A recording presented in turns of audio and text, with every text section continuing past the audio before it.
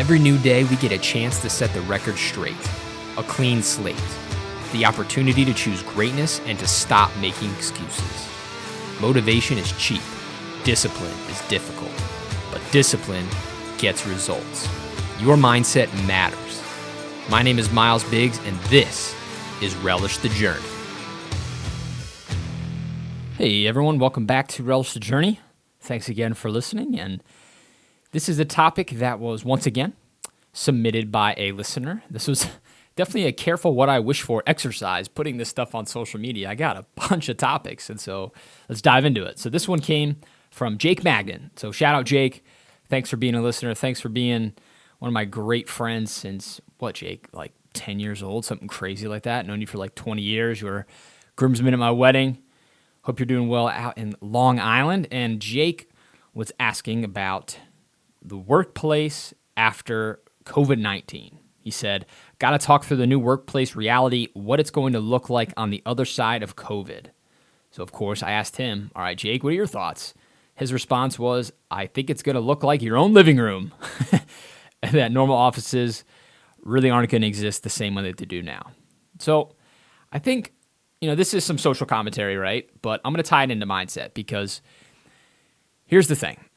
We don't know, really. None of us have a crystal ball. We're not going to know what's going to come of our professional lives, what's going to be different in society and social outings after COVID-19, right? There's already talks of bowing instead of shaking hands or elbow bumps versus fist bumps. It's literally changing the way we interact with one another. And now, right, even myself, if I'm at the grocery store right now, if someone's not wearing a mask, you look at them a little bit weird. Somebody gets a little too close to you and you're like, whoa, bro, back up.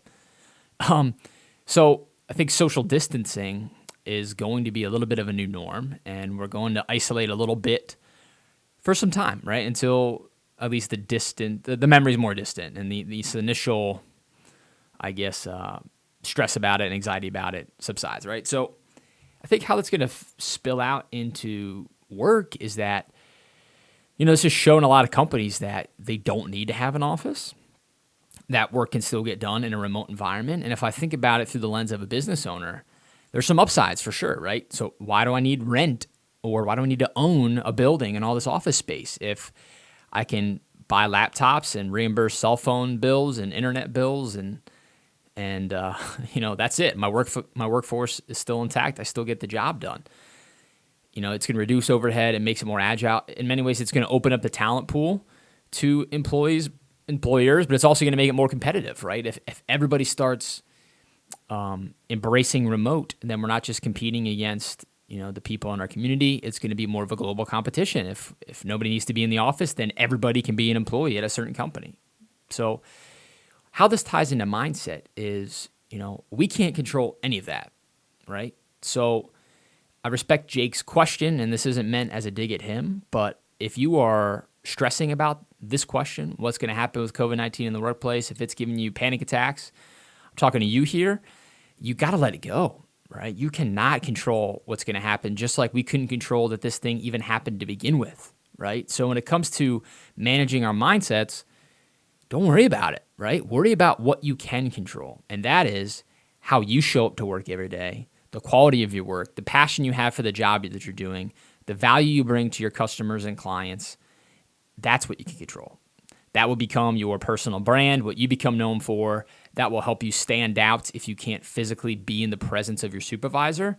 Customers will speak your praises. Sales numbers will reflect it, right? You'll be crushing your to-do lists, and that will shine through. I think what's going to become more prevalent are going to be the people with the bad attitudes, the people that are emailing in and pissy about stuff, or who miss those virtual check-ins, who don't show their cameras, who are constantly late to meetings, right? They're literally going to be out of sight, out of mind. So the best thing you can do is show up, turn on your webcam to any virtual meeting, have a chipper sound in your voice, and crush it each day, and you'll be fine. Control what you can control, and the rest is in the universe's hands, God's hands, science hands, whatever you believe in. So I agree with Jake that the workplace is going to change for many, many people, and the only thing we could change in response to that is ourselves. So take control of your mindset, take control of your perception, and the direct work you produce, and you'll be just fine. So I'd love to hear everybody else's thoughts on this, a very timely topic. Shoot me an email at Miles, it's MYLES, at rtjmedia.com. And I'd love to hear your thoughts, love to hear your topics that you want to hear on these podcasts. And tune in later this week for another awesome guest and an amazing interview. So I'll catch you guys on the next one. Cheers.